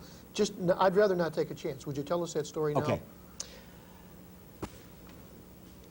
This story is actually written up 2 years ago in the October version of edition of Fortune magazine. It was the cover story, The New Procter & Gamble. It's a wonderful article. I recommend it to you all. The only thing wrong with it was my company was not mentioned. After training so many people at Procter & Gamble and working with a number of their suppliers, we received a call from the senior management of Procter & Gamble because they had a problem. Sam Walton, the late Sam Walton, was refusing to pay his bill. And the reason he was refusing to pay his bill, he's the 4th largest client of Procter & Gamble, was because it was costing him too much money to do business with Procter & Gamble, and he wanted to get some action. Their processes, their systems were costing Walmart too much money for control and regulation and ordering. John Pepper, the president of Procter & Gamble, suggested, after being now a believer in the customer is everything, he said to his 4th largest customers, let us reason together, Sam. Let us have some time together. Come unto me. Come unto me. And we did. We went down and we facilitated a meeting between these 2 marvelous companies and these 2 superb chief executive officers. But a tremendous clash of cultures. And when you think about it, Sam Walton, pickup truck, baseball cap, new stores every 15 minutes or whatever, and John Pepper, Procter & Gamble, great traditions, MBA, market research oriented. 150-year-old company. You got it. In the process of exchange, using the same tools that we teach everyone in an organization to use in establishing valid requirements, they began to work out, what do you need, Sam, between Procter & Gamble and Walmart. There were some fascinating dynamics. For example, Sam Walton wanted just-in-time inventory, just-in-time delivery of Pampers in 1,200 stores. John Pepper said to Sam Walton, you got it, Sam. After all, 4th largest customer. His own people pulled him aside and said, we can't do that. We can't do that. They only order partial shipments. The logistics are incredibly complex. Sam Walton went through the Gordian knot, broke the gridlock by saying, then I'll buy full trucks in 1,200 stores every Tuesday morning for Pampers. And one by one, they began to work through those major breakthroughs that really ultimately usually can only be done at the senior management levels. Well, that's where the passion and the power and the authority is. They established a concept. For example, Sam Walton said, why don't you guys just refill my shelves? Why do I have to call you and order every time I want something to be ordered? Somebody from Procter & Gamble said, you would trust us to simply come in and restock your shelves without asking you, getting an order for it? Sam Walton said, you mean I shouldn't trust you? Great answer. One by one, they knocked off these critical processes. Since that time, Procter & Gamble's business with Walmart has increased 40%. They're now the #1 customer of Walmart. Wow. And if you want payoff for TQM, real payoff, it's when senior managers, as I said earlier, pack a bag and get involved with the same technology. If you Mark, if you call establishing valid requirements the same technology, and I think we could make the case that you can, then that's a shared technology used by senior managers as well as the rank and file. Moving ahead Fantastic story. smartly, quickly. Management teams, if we may go back to this diagram, we're suggesting that management teams, middle managers especially, have stuff they got to do: interpret and align organizational goals and vision, build divisional, departmental visions that are aligned with the senior corporate goals and objectives, identify the key business processes at that level, establishes baseline measures, coordinate team achievement, and they too have a responsibility for reward, recognition, and skip-level reviews in the PDR process. And they're involved in the catch-ball. Absolutely. They're an integral part of the catch-ball process, as is, by the way, most of the organization. And lastly, other employees, which is the rest of us, participate on teams, select their own measures in work unit performance, i.e. the telephone operators. That are consistent with the goals and objectives One of our the people they report to. You got it. One of our clients up in Maine is one of the premier companies that we work with, LL It's a marvelous company, and they don't need the right brain parts of total quality management. It's built into their genes. With a with a J. That was so bad. I know. It's worthy of me. It is a great company. It was LL who said the customer's not an interruption of our work, and so for generations at LL Bean, they know the right brain parts of quality. They're getting great mileage, and they've recently won a number of awards for their use of the left brain parts of total quality to smooth out relationships with their vendors and suppliers, which was costing them a fortune. And again, if you go down and ask the telephone operators at LL Bean, they'll now tell you that it's 2 rings in 10 seconds. That's their contribution to that major goal and objective. What you end up with, if you turn to the page 11 on the handout that you have, or slide 11, is a structure tree. Now, senior managers that we work with love this, mainly because they tend to be kind of anal to begin with. What they like is everything on one page. What they like is the idea of looking at vision and mission and values, articulation of the critical success factors. When we work with our clients, we try to get them to fill in the blanks, fill in these blanks as a way of laying out the PDR process. It starts with the most broadly based vision, mission, critical success values, factors. What are the stretch goals and measures that we're working on this year? What are the activities that are tied to those stretch goals? What are the measures and targets that are tied to those activities? And you begin to assign accountability and measurement, cascading it down throughout the entire organization. When you think about it, it's what Bob Galvin did very generally and crudely back in '78. You know that all of the operations of Motorola today are now beyond Six Sigma quality. And they're very proud of that, as they should be. At every level throughout the organization, they are able to see and identify this cascade of measures and targets. And when you take it, this particular structure tree takes the deployment of the stretch goals right across the critical business systems. Once again, to highlight what are those key business issues processes to work on. You can also extend a structure tree out down to the individual level so that a manager is saying to a subordinate, and here, what are the 2 or 3 things that you, Joe or Mary, are actually going to work on that tie back to these targets, activities, that correlate to the stretch goals and objectives. You know, within the department... One last thought. That's organizational integration. And remember, all this is a means to that end. What we're after is integration. And when I stop interrupting you, Jack, I'd like to talk about the results that organizations can expect when they achieve that level of integration. Okay. Mine was a minor point, if you put that back up for a second. Sure. The Department of Defense community of suppliers, of which my organization is a part, Hughes Missile Systems Company, all of them refer to a diagram like that as a template. Now, the reason it's called a template, good phrase. There is a gentleman named Will Willoughby, who is the guru, if you will, for all of quality for the Department of the Navy, has been for years. And a number of years ago, he developed a series of what he calls the Willoughby templates. And that name has taken such root that even though some of his templates have gone by the wayside, anything that has an appearance of that type is referred to as a template. So when you're dealing with your Department of Good, Defense thank clients, you. you might want to use that term. Okay. And indeed, we spent a lot of our time with the Department of Defense. All those stories we used to tell about the Pentagon when you and I were in the Air Force are true. I was stationed in the Pentagon for a year and a half. Yeah. I But what got lost many times. What is exciting in a government work is that even in an environment like that, and perhaps if I think of it, I don't know if I brought some with me, I'll give some examples of government successes in this kind of process. That'd be great. Even in an environment where it's harder to define who your customer is. But they've had tremendous results nevertheless, and of course, as we both know, the federal government has mandated TQM at every level, everywhere as well. Want to talk about results? Please. Okay. Remember I said earlier that at that active stage level where you've got teams working on process improvement, it is not difficult to show results, quantifiable, measurable results. But as we said earlier as well, the problem is the sum total of all of those results won't necessarily turn on senior managers. I mentioned Quick Starts as a demonstration project. One of our clients did a just recently brought in activity-based costing and did a retroactive study of these Quick Starts, and only now have learned that they've saved $30 million in the process of these demonstration projects. Not bad for a quick start. Not bad for a quick start, but what we want to do is institutionalize this process in such a way that those results pop up on the screen almost automatically as a way of doing business. Now let me give you some examples, if I may.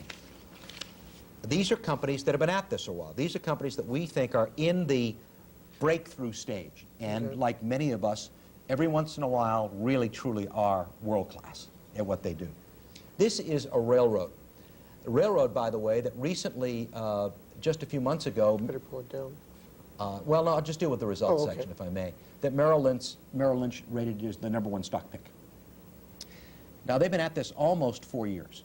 But now when they begin, and that includes moving from the awareness stage to the active stage, now into the breakthrough stage, they've integrated the business plan to this process. They're driving for business results.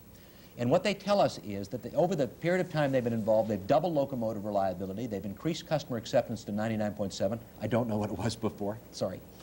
Personal injuries decreased 39% in the first year, 35% in the second. They become up from 7th to 1st in their industry for safety. Again, think about those three broad-based kind of metrics of people, service, profit. Measures that relate to employees, measures that relate to customers, measures that relate to shareholder value. They became the first transportation company in their industry to win an award of excellence. They decreased their cost of quality by 64%. They were selected as a major carrier of the year. Billing accuracy from 87% to 97.5, and stock price went up 30 points since they've started. Now, here is one of their major competitors, a trucking company, one of the largest trucking companies in the United States. When they speak about their results after 3.5 years, they talk also about a 50% increase in billing accuracy, have become the industry leader in profit. A #1 in customer satisfaction, up from 3rd. They are now measuring and tracking these things. They set safety records in 5 out of 6 key measures. And skipping down to the bottom, their stock price has gone from 30 to 75 over this period of time. Here's another technology, in this case, semiconductor. A semiconductor manufacturer who actually in less than 3 years, in 2.5 years, has become the recognized leader and supplier in semiconductor equipment. They've increased their stock price from under 6 when they started to 28 over a 2-year period, double sales revenue, increased market share from 15 to 24%, lowered their cost of quality by $10 million, they've won a supplier award, et cetera, et cetera. The theme here is shareholder value, stock price and or profitability or money saved, which is great, customer satisfaction and employee satisfaction. I was with a client a week ago Thursday in California. The company is involved with wireless communications. And it was a celebratory day. And we were talking about business results, and these teams came in from all over the United States. One team has, in the last 12 months, has saved this company $30 million. One team? One team. And they saved it relative to customer retention. By really working on customer retention, by focusing the company's energies and efforts on customer retention, applying the tools of TQM to analyze the causes and doing something about those causes. It's $30 million, by the way, in one region, in the greater LA area of this company as well. But what I was pleased with was, as the teams came up to make their presentations, The team that showed improvements in customer satisfaction out of Dallas, Texas, received equal amounts of accolades and thanks from the chairman and the president as the team that saved $30 million. Each team had different elements and different foci, but most importantly, they were tracking all three and continually tracking. It became the way the business was run. And they really weren't talking anymore about TQM or talking about which tool. They were talking simply about the business and its customers and process, and as you have in this program, Jack, they're talking about just continuously improving what they do. Very good. You know, some of the things that you've shared with us today, it would seem to me, are so very, very appropriate that not just John and Mary Average in the company should be listening to this and considering what you're having to say, but I would urge our viewers, if they really care about their organization and the future of their organization, that they should take the videotape of this show, which, if you have not already contracted with NTU to get, you ought to, and make sure that your CEO or your president or your champion for TQM sees this and understands the full length and breadth of their responsibilities. And you can edit what I just said out so they won't know I suggested you said that you should do it. But you know, we've talked about a lot of things here about TQM.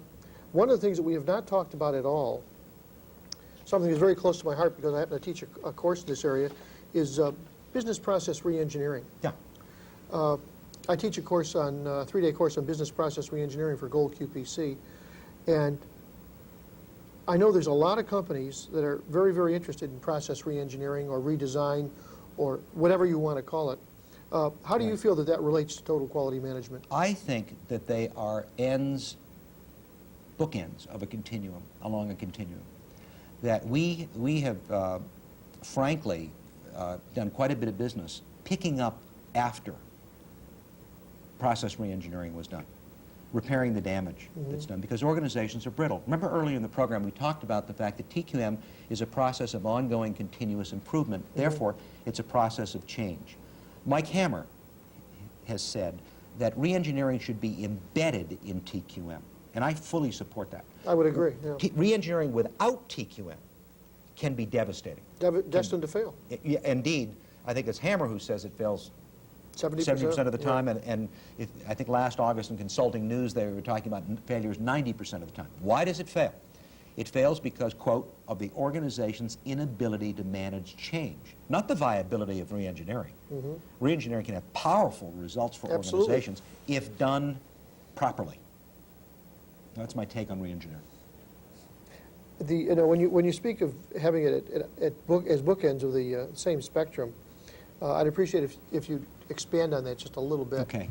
I think one of my concerns is that, as with any relatively new concept, such as reengineering, the people become instant disciples, and they become more concerned about the process and the procedure than the outcome. I'm after business results. I want to see our clients say that their stock price went up by X, and we saved $30 million here, and customer satisfaction went up there. How they do that is usually some combination of incremental improvement and or incremental improvement that has a balloon at the end called reengineering, where ultimately they have not necessarily stripped a process down to a blank sheet of paper, but in the process of evolving have ratcheted down and eliminated so many steps that the paper almost becomes blank unto itself. So again, it's hard for me to say that's pure reengineering versus that's pure TQM, because when I look at our clients, the results that they achieve are usually some combination of both. Rarely, at least for our clients, will they point to that tremendous improvement was caused by a blank sheet of paper as distinct from our managing process improvement toolbox or a problem-solving toolbox. You know, for example, I'm on the board of trustees of a medical center in Boston, Children's Hospital Medical Center. It's one of the foremost centers of its type in the world. Indeed, if you ask any of us who are affiliated with that institution, we'll tell you it's the best in the world. I've been on the board of trustees there for 6 years. I've been a consultant there before then. And I have been a pain in their process for 6 years, because I keep saying, prove it. Show me that you are the best pediatric institution in the world. I was just going to say, what data do you use to And the data they establish? used to use was Well, look at the 2 Nobel Prize winners on the faculty. That's it. That's the whole thing. Look at the 17-story Hughes Research Pediatric Tower on Longwood Avenue in Boston, the only one in the world. Look at the tenure requirements for the Harvard Medical School, because it's the Harvard Teaching Hospital. We just got to be the finest pediatric institution in the world. Now, those are hard arguments to refute until you come down a notch and use the customer as your metric. One of the first cross-functional teams that we looked at using not a re-engineering approach, but a standard intervention, a quick start, was the time it takes to get a sick kid from the emergency room to a bed in the finest pediatric institution in the world. Gathering data on that process, we discovered it took 8.2 hours. Now, if there's anybody out there that's ever taken a sick kid to an emergency room, you know the line from William Buckley resonates in my mind. Buckley said that he spent 6 hours once at a 3-hour opera. That's what it's like. Every minute is an hour. 8.2 hours. For the parent and the child of that sick or injured kid, they could care less about the Nobel Prize winners, the tenure requirements of the building next door called research. The process was broken. In the first wave, the first pass at that process, they knocked it off, cut it in half, 4.4 hours on average and stabilized. That's the low-hanging fruit they refer to. The low-hanging fruit. Then they really began to work on the hard stuff. You know Toyota's concept of the 5 whys? And Toyota says 5 whys and you're up at senior management. We find 3 whys and you're up at senior management. 3 whys, we were bumping into the medical school. We were bumping into the training procedures of the medical school and the things they wanted their interns and residents to be exposed to at the intake end of the process. The fact that patients were down to getting examined by medical students 3 or 4 times before they could get to a bed was irrelevant, since the main focus was on the education, not the customer. It's now on the customer. So they whacked it down to 2.2 hours. Then it got tougher still, and I love the phrase from Casablanca. At the end of the movie, Claude Rains, the French inspector, says, "Round up the usual suspects." And when you get into this stuff, as you work your way through the whys, the usual suspects get bigger and greater in number. And then they knock down to 1.2 hours. Now, they will continue that process.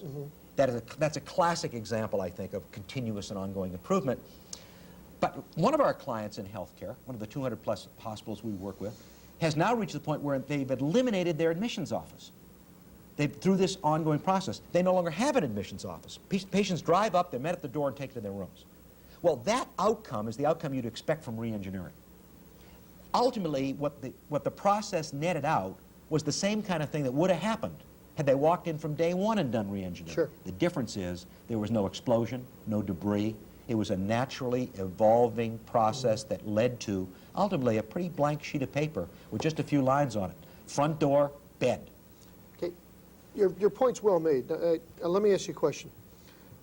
Let's role play for a minute. You're you, but I'm a CEO of a major company. You're trying to convince me that your organization is the right organization for me to use to help my organization get better. Right. You know, I didn't even use the word TQM, just get better. And you might ask me some questions about the major processes of my organization. I may or may not have the answers. But one of the questions I think I want to ask you in the role of CEO is, you've been looking around my company. You know the kinds of performance measures we use. Are they the right ones? Or if they're not the right ones, how do I know when I've got the right performance measures? Okay.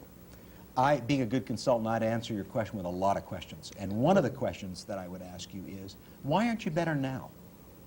What's preventing you from getting better in all of these critical processes that you speak of, that you would like me to help identify? Yeah. We would do an analysis, a very brief front-end analysis, and we talk to your critical, with your permission, we talk to some of your customers, we talk to your critical vendors, we talk to your own employees, especially middle managers, and we come back to you and say, what's your orientation to customers right now? What do you think it is?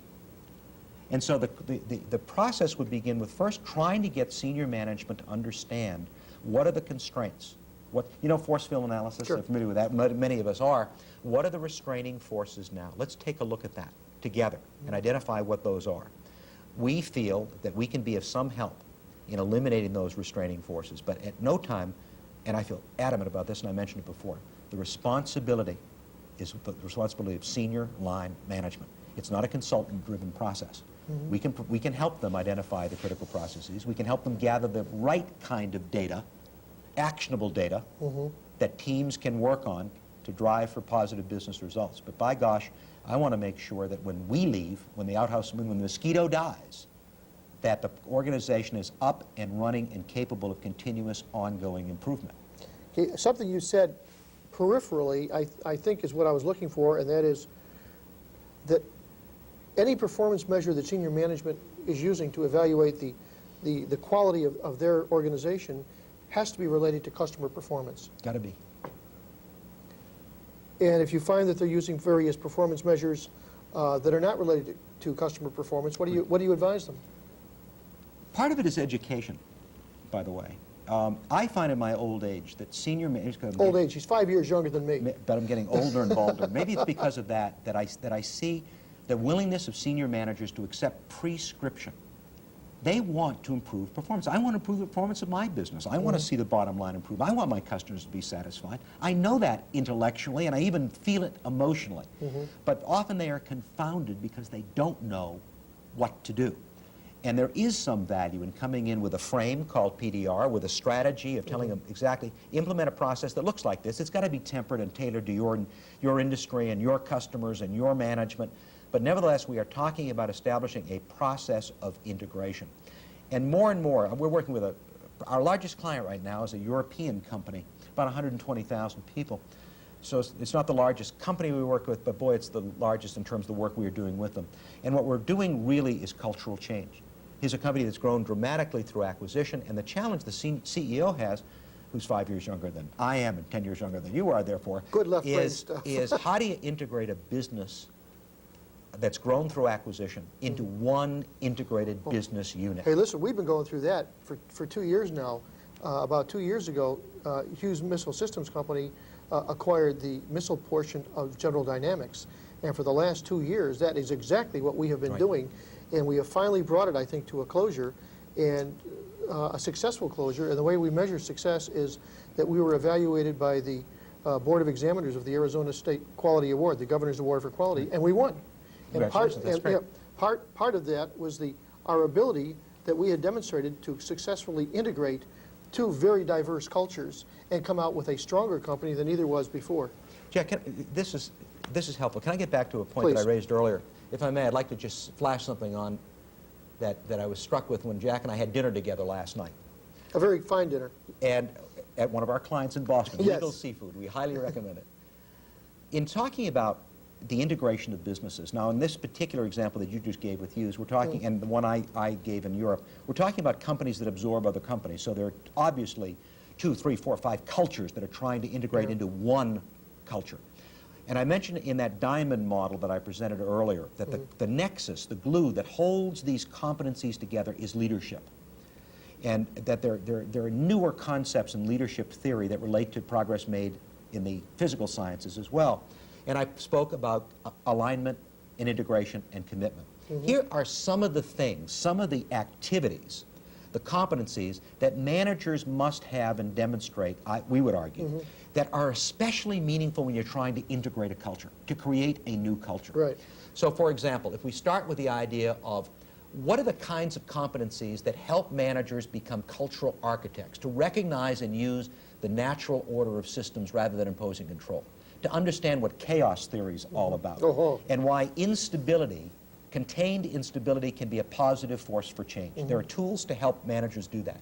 To recognize that their job is not necessarily to stabilize processes continually, but to literally shake them up by providing disconfirming information and questions continually. When you do that while you're trying to integrate two companies, what emerges out of that process is a new reality. And similarly, what are the tools to help focus on alignment, to focus everybody on common purpose and values, a superordinate goals and mission. And lastly, what are the tools to help foster commitment and truly empower people in a focused and contained way? There's now a body of knowledge to help us do that. That's great. I find is very exciting. George, I hate to do it to you, but we've just about come to the close of the show. Let me say a few things to our viewers. This is our last show for 1994. We'll be back in February 1995. Our first guest will be Steve Ungvari, the president of ASI International, talking about a problem-solving technique that has been brought here from Russia called TRIZ. In months to follow, we'll have Peter Schultes We'll have Bill Conway, we'll have Shin Taguchi, and George Box. That's the first half of 95. This completes 1994. George, thank you very much for being here. It's been a pleasure, Jack. It's Thank been you. a real success. I think you're a TQM kind of guy, and I wish you. more companies were using you and your organization, ODI. Gentlemen, ladies, thank you very much. See you next year.